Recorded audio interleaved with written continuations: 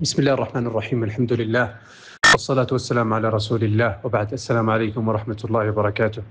এখানে একজন প্রশ্ন করেছেন নবী সাল্লাল্লাহু আলাইহি ওয়াসাল্লামের কাছে নবুয়ত আসছে ওনার বয়সটি 40 বছর ছিল না 40 বছরের আগে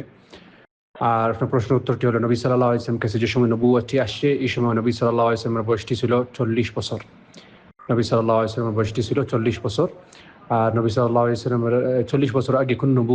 নবুয়ত আসে নাই নবী সাল্লাল্লাহু আলাইহি ওয়াসাল্লাম যেটা 40 বছর আগে যেটা দেখতেন এটা হলো বিভিন্ন স্বপ্ন দেখতেন আর এই স্বপ্নটি নবুয়তের বিষয়টির জন্য না নবী সাল্লাল্লাহু আলাইহি ওয়াসাল্লামের কাছে নবুয়তটি নাজিল হয়েছে নবুয়তটি শুরু হয়েছে ওনার বয়সটি 40 বছর ছিল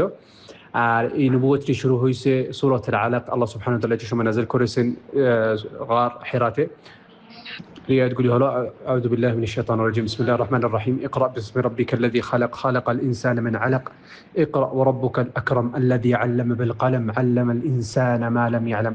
এই আয়াতগুলি নাজিল হয়ে আল্লাহ সুবহানাহু ওয়া তাআলা নবী সাল্লাল্লাহু আলাইহি ওয়াসাল্লামকে নবুয়ত দিয়েছেন আর ওনার বয়সটি ছিল 40 বছর আর এই বিষয়টির উপরে উলামা সবাই মুত্তাফিক আছেন সবাই ইত্তেফাক আছেন সবাই একমত আছেন যে নবী সাল্লাল্লাহু আলাইহি ওয়াসাল্লামের কাছে নবুয়তটি আসছে ওনার বয়সটি ছিল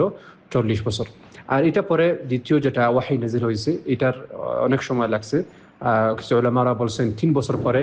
আরেকটা ওয়াহী নাজিল হয়েছে যেটা রিসালাতুল ওয়াহী আর রিসালাতুল ওয়াহীটি হলো সূরাতুল মুদ্দাথির ইয়া আইয়ুহাল মুদ্দাথির কুম ফাআনযির ওয়া রাব্বাকা ফাকাব্বির ওয়া থিয়াবাকা ফাতাহহির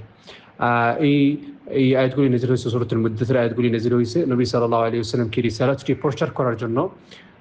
আল্লাহ সুবহানাহু ওয়া তাআলা সূরাতুল মুদ্দাথির নাজিল করেছেন এটার জন্য নবী সাল্লাল্লাহু আলাইহি ওয়াসাল্লাম নবুয়তটি নবী সাল্লাল্লাহু আলাইহি ওয়াসাল্লাম নবী হয়েছেন ওনার বয়স ছিল 40 বছর